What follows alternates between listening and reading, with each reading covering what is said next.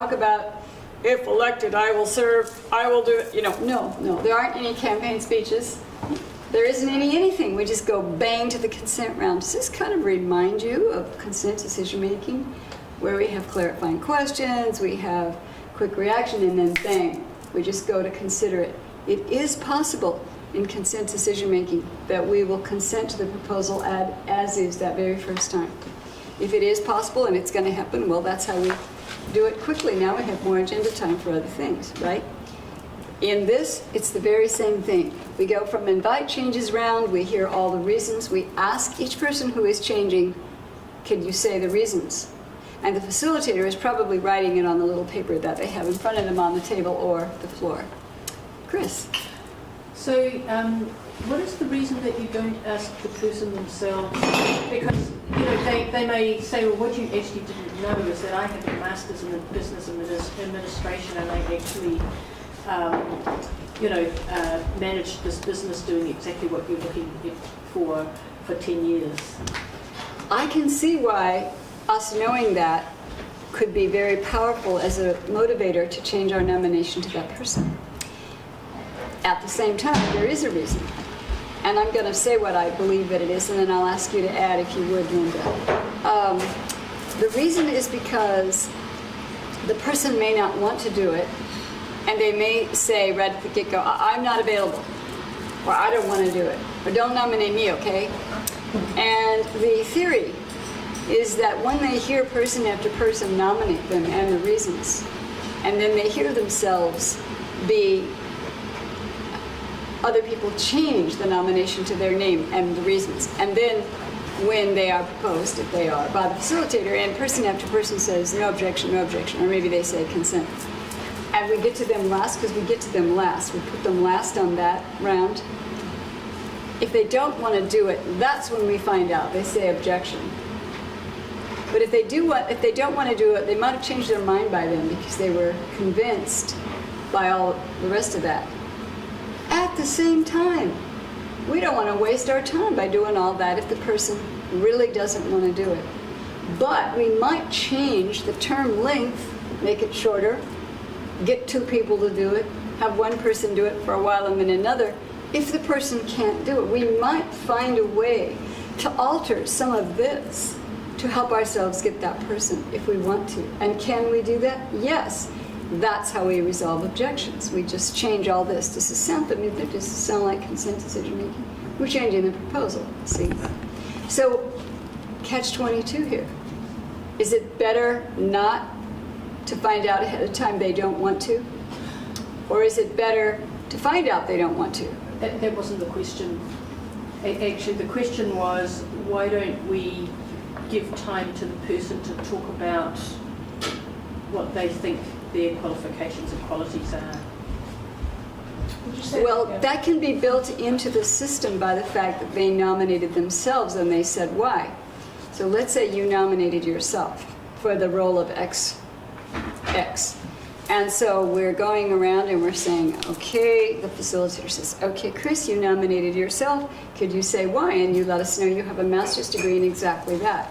And if I didn't nominate myself, because it just sort of didn't occur to me, and then people are saying, oh, I don't want Chris because I don't think she understands business, then that's when I might say, oh, and you might not know this, but I do actually have an MBA, and Yes, but somebody wouldn't say they don't want Chris because she doesn't understand business. They'd say, I want Jack because he understands business. They wouldn't mention why they didn't want someone. Do you see what I mean? Sure. And the question for me is, if there are things that you don't know about me that I think I might be able to offer to the role. Well, it seems reasonable to want to share that, doesn't it? And I'm imagining the person would, human nature being what it is. Now remember, the circle is quite small. We all know each other, unless you're a brand new person. And we are working on the something or other thing. That's our domain of our circle. Well, we probably know who knows what. But what if we don't? It seems reasonable to me the person would just speak up. It's not built into it, but... All right. No, that's fine. Yeah. That's okay, let's go to Linda before Dawn. What would you add to that? they're nominating yourself, but if it was a new person, they might be too shy to do that. That's right. So I would use the optional open discussion part, Yeah. you know. That's what it's for. I Yeah. forgot to say that yet. I was going to in a minute, but yeah. So why don't you say more about that, Linda? Well, the times that it has been used in our community has been for bigger roles like the condo association board chair. And so they've used it by giving each person, now it's not standard to do this, but because it was such a big role and it was a little bit contentious, they gave everybody a chance to say what their focus would be in that role.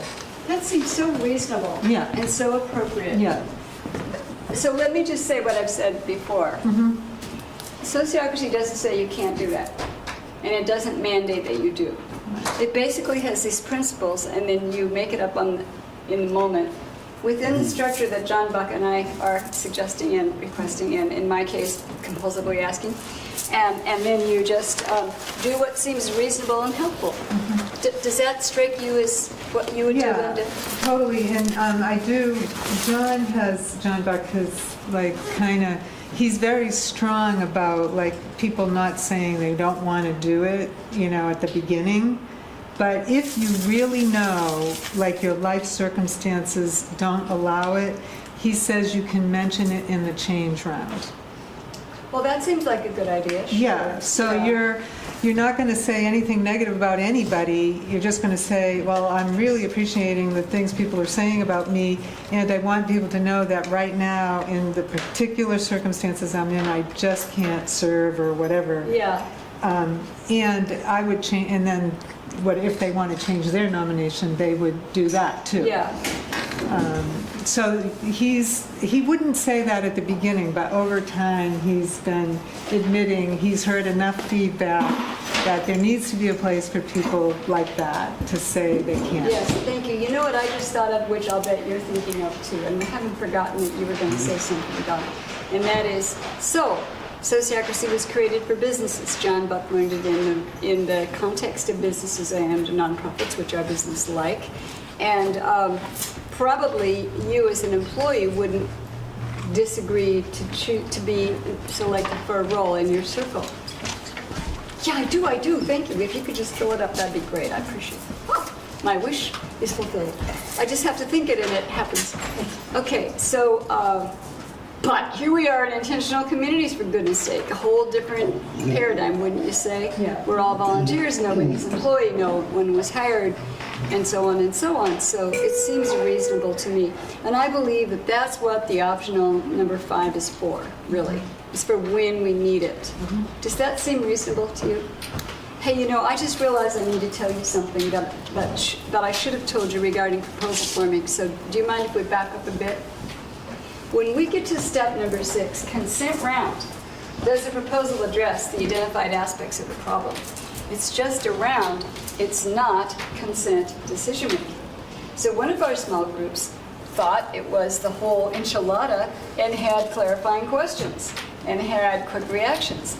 And I thought, oh, no, you don't need to do that. Maybe I didn't make it obvious. It's just a consent round. Did anybody else wonder about that? No? Okay. All right. Okay, we're going to do a hop and skip really quick, but let me just finish going through this. Don, what were you going to say? Oh, the two things. The first thing is, correct me if I'm wrong, but didn't we pretty much do this when we chose ex-com members the last time? Didn't we go through that process? Not exactly. We did Well, exactly. what was the difference? I don't want to do that right now because I Oh, want to okay. keep moving on, but Okay. we can certainly talk about that later. Okay, but it was, well, we were trying to do this, right? Okay. Second thing, I thought we did it. Well, how about if I come to you in just a minute? Don will finish, then we'll go to you, then I'll keep going. Then we'll do a skip, okay? does this relate to how people get into particular circles? Oh, consenting to circle members, which we haven't talked about yet, but we will later today. Do you mind if we save that topic till we Sure, get there? I just, that's a clarifying question. That's right, needed. I didn't know whether this was part of that or was, okay. This is a separate process, but they're kind of related, aren't they? So what roles are we talking about here? Is the- Okay, any role at all. However, let me tell you some Oh, I see. It specifics. could be within the circle. You could be choosing the operations Let's- person and so on. Okay. In our circle, we will choose our representative. Yeah, okay. We may, depending on if we, the community, decide to do it this way instead of that way, we may choose our own operations leader. Technically, according to how sociocracy is created, the general circle selects the operations leaders. But that's companies and nonprofits that work like companies, right? In an intentional community, we might do it differently, or not. We get to play with these things, right? Okay. We also choose within any of our circles the facilitator and the circle administrator. Now that stuff is coming up at the end of the workshop, so that's why you haven't heard it yet very much. We as a group might choose our people that are going to be the president of the homeowners association and so on, like we've heard already a little bit. And we might choose a bookkeeper. And we might choose a specific person in a specific role. So this is a one-size-fits-all, it'll work for anything, choose people method, okay? Okay.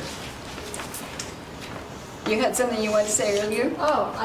Just in answer to your Don's question, is this what we do when we choose executive committee members? And my understanding is it is. I mean, I haven't. Maybe we don't do change rounds. I can't remember. But I thought we followed this with our election process. Well, one way or the other. We'll just keep on going here. Yeah. Okay, so then we go right to the consent round regarding, I have to say the big thing. The facilitator, thank you, the facilitator proposes someone from among those that were nominated. You know that already. Or if you didn't, I want you to know it. The facilitator chooses somebody from among those who were nominated. The facilitator chooses arbitrarily based on their best friend? Yes, no? No, No. What is the reason the facilitator chooses who they propose? the facilitator sees that they have the strongest recommendation, whatever, going for them from this meeting. Yeah. From the Based on evidence what and- I've heard yeah, you sure. say, Yeah. isn't that a good phrase? Based on what I've heard you say, would you say that with me loud? Based on what I've heard you say. I just wanted your own little neural pathways to hear that coming from your own voice. Thank you. The idea is, it's the people who indicate who they want. Sometimes it'll be clearly obvious. It's more reasons and more strong reasons and more nominations. The number of nominations is not supposed to be any factor whatsoever, although some of our sociocracy trainers say, well, it's the secondary factor, but certainly not the first one. And others say, no, no, never, not never. Well, we do as you will do. In my own case, I would much rather use the strength of the arguments, the strength of the reasons. Quite often we have two people and they seem totally equally qualified, or three, or more. Maybe the task and the role is something any of us could do. It's nice for the facilitator to say, it's clear to me that any one of these people could do this. It's sort of an acknowledgement. Then they pick somebody. Let's say they are equivalently powerful reasons and equivalent numbers, secondary or not, nominations. There's A and there's B. Different sociocracy trainers recommend different things to do. John Buck says, pick one. Here's how you could pick one. Seems to me that either Jack or Jill could do this equivalently well. And I've been convinced by what you said that either could. And I'm proposing Jill, because we just got to move on and have somebody. What that does is put the facilitator in a role of great power. Can you see that? Because the only reason to object is if Jill couldn't do the role, not because you preferred Jack. When groups don't understand how this process works, they'll object like crazy because they wanted Jack, and that's how you know they need more training. Okay? And that they don't get it. But let's say,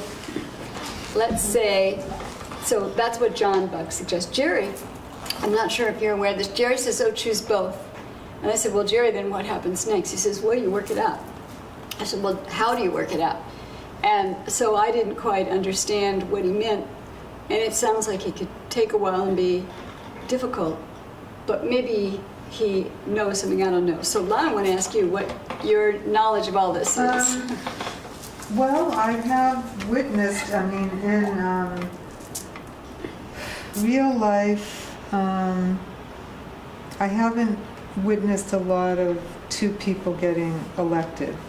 I have witnessed people not being, objecting to being elected and Objecting to themselves. yeah, to themselves. I have witnessed it, John Buck doing a suggestion of a pair of people. That was a really creative solution, and it was obvious that how those two people would work together versus like if you just picked two people that were equal. One had more skills in one area and one had more skills in the other. Yeah. And the person originally picked couldn't do it. So I've seen him do that. And Yeah, I've done that too myself. And I thought it was very creative. Yeah. But I think it's circumstantial. I don't think there's any one rule or another about what to do. Yeah. Well, I think there's not one rule or another either. I believe this is one of those things that both Linda and I can tell you. The sociocracy over there in the Netherlands, as it got created, didn't say do this and didn't say don't do that. And so let's go by the principles, get consent, and do what seems reasonable in the moment, given the culture of our group. Does that make sense? There's much more to tell you about this, but let's check in with Chris because you. Well, I had a sort of interesting experience, and that I'm wondering if you've got a comment on. So I was nominated for the executive committee, and I declined because someone had had a conversation with me that I interpreted as being, we strongly recommend that you don't accept because weird. you're too new and that doesn't work. Were they representing 50%, 70%? No. I mean, They were representing their own little self? They were well, absolutely, but I was really new. And so, and that was the reason that they were saying it. It was also the reason that I didn't know better, any better, and I don't regret the outcome. But I wonder if you have any comments about sort of political lobbying or lobbying or whatever. I mean, I'm sure it happens. I have story after story. I'm sure you do. Of horrendously horrible and horrific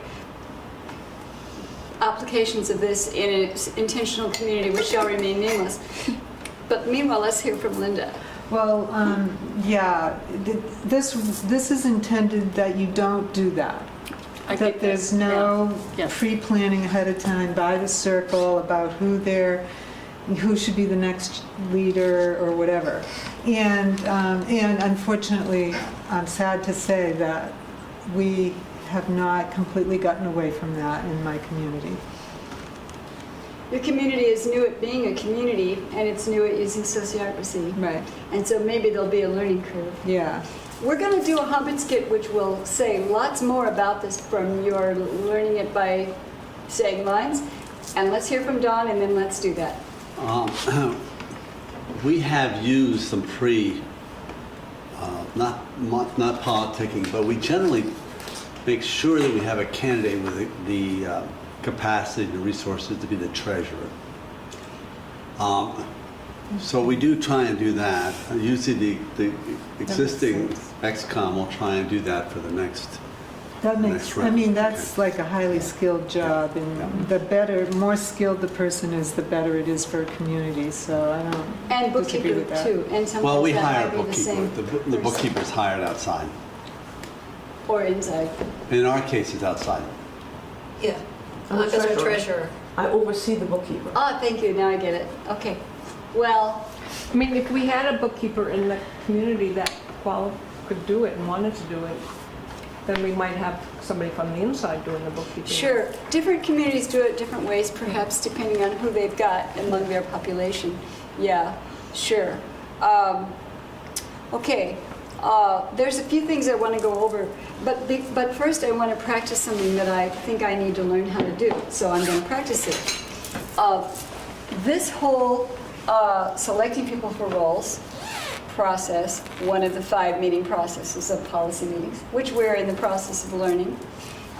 This is the quick overview, like an airplane flying over the territory. It may not be very clear or obvious until we have more ways of learning it. Next, we're going to have the Hobbit skit, which for some might really help us get it in our bones and cells a little better. And then we're going to have people discussing what they learned or felt in the skit, and then we're going to have 2 practice exercises. Why I'm saying that is so you'll know what's coming. Thank you for letting me practice doing that. Okay. Why would anybody object? Would they dare? Yes, let's say they would. Why would they? Object to what? To the proposed person for the role. Oh, thank you. So they would have to pick from the list, Uh, right? If the person doesn't meet the requirement. Well, yeah, this list and that list, yeah. I forgot to say this well enough. Thank you. I'll say it again some more. The only reason you nominate anybody at all, the only reason and also the sole reason and also the singular reason that you nominate somebody is because they can do the tasks. And they meet the requirements to do the tasks. And they can do it for the term length or not, because we might adjust that. And they might or they might not have some of the desirable characteristics. Okay, now next step. The only reason you change your nomination is you are convinced by the strength of the reasons that have to do with these things. The only reason that you would object is because you know something about something in here that wouldn't be a good fit for the group. Is it about popularity? No way. Is it